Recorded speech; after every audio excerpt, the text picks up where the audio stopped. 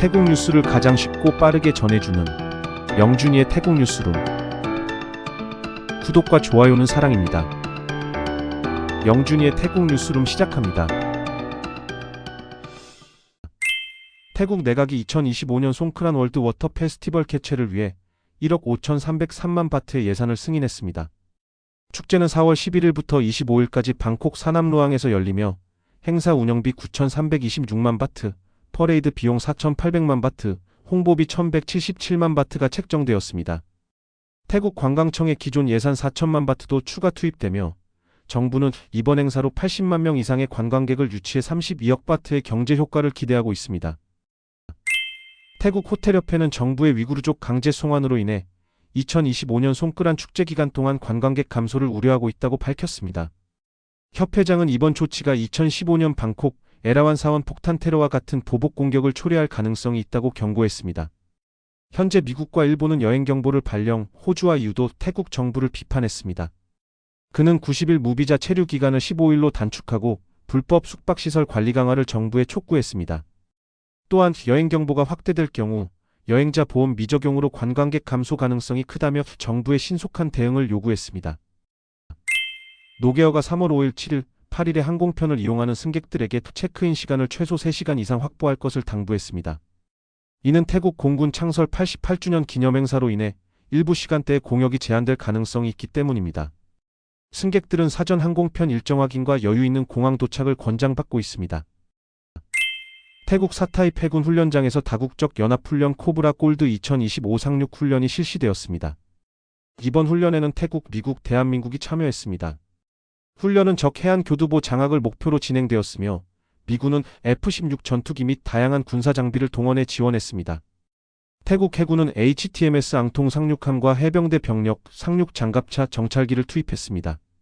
특히 대한민국 해군은 노적봉함과 KAAV 상륙 장갑차를 배치하며 적극적으로 참여했습니다. 패통탄 총리가 독일 베를린에서 열리는 국제관광 박람회에 참석해 태국 관광의 안전성을 강조할 예정입니다.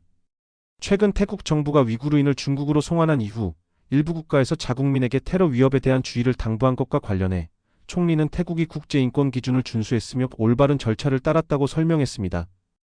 또한 중국 정부가 관련 사안을 확인할 수 있도록 태국 측에 협조할 의사를 밝혔으며 푸미탄 부총리 겸 국방부 장관이 이에 대해 충분한 설명을 제공했다고 강조했습니다. 추태국 중국 대사관이 공식 페이스북을 통해 태국의 위구르족 40명 송환과 관련한 입장을 밝혔습니다. 대사관은 송환이 국제법을 위반한 것이 아니며 불법 이민 단속의 일환이라고 설명했습니다. 또한 송환된 인원들의 인권을 보장하고 정상적인 생활로 복귀하도록 지원할 것이라고 강조했습니다. 하지만 이날 오후 해당 게시물은 삭제되었고 이후 새로운 성명이 발표되었습니다. 한편 3월 1일 미국 위구르협회는 워싱턴 DC 주재 태국 대사관 앞에서 시위를 벌이며 태국 정부의 결정을 규탄했습니다. 시위대는 태국이 인권과 정의를 저버렸다며 검은 화환을 놓고 항의했습니다. 푸미탄 부총리 겸 국방부 장관이 캄보디아인들이 주한 태국 대사관 앞에서 꾸썸 영유권 문제를 둘러싸고 시위를 벌인 것에 대해 민주주의 사회에서 가능한 행동이라며 문제 삼지 않겠다고 밝혔습니다. 그는 각국 국민이 다양한 의견을 가질 수 있으며 시위가 한국 내에서 적법하게 이루어졌다면 태국이 개입할 사안이 아니라고 설명했습니다. 태국의 주권 침해 여부에 대한 질문에는 너무 깊이 생각할 필요 없다며 타인의 권리를 침해하지 않는 한 누구나 의견을 표명할 수 있다고 덧붙였습니다. 패통탄 총리가 사케우 주 지역을 방문해 보이스피싱 조직 단속 현황을 점검한 후 태국 캄보디아 국경의 불법 월경방지용 장벽 건설 방안을 신속히 검토할 것을 관련 기관에 지시했습니다. 총리는 외교부 및 국방부가 캄보디아 측과 협력해 구체적인 해결책을 마련하도록 요청했으며 국경 통제 강화를 위해 세관 검문소에 엑스레이 검색 터널 도입과 24시간 감시용 CCTV 설치도 검토하라고 지시했습니다.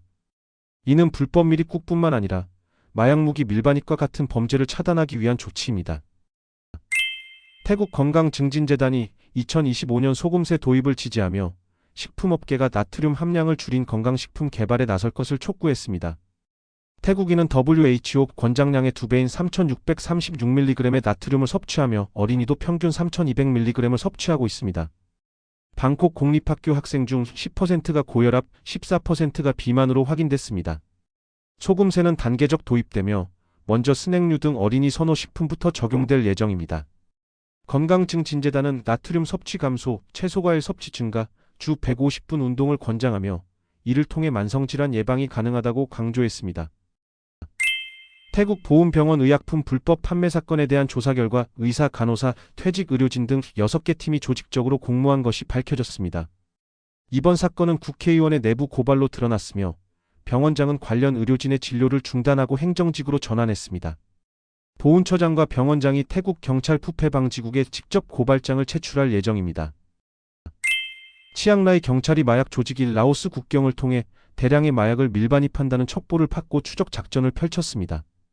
2025년 3월 2일 치앙센 지역에서 의심 차량을 발견한 경찰은 추격했고 용의자는 차량을 버리고 도주했습니다. 현장 조사 결과 차량 내부에서 32개 마대자루에 담긴 야바, 메스암페타민 800만 정이 발견되었습니다.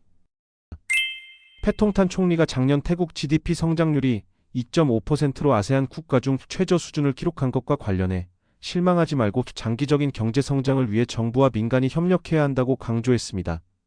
산업 투자 부족과 신산업 대비 미흡이 경제 성장을 제한했다고 지적하며 태국도 반도체, 전기차, 소프트웨어 등 미래 산업을 적극 육성해야 한다고 말했습니다.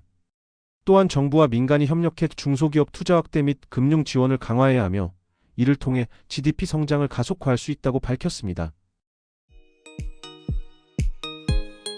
이상 영준이의 태국 뉴스룸을 마치겠습니다. 감사합니다.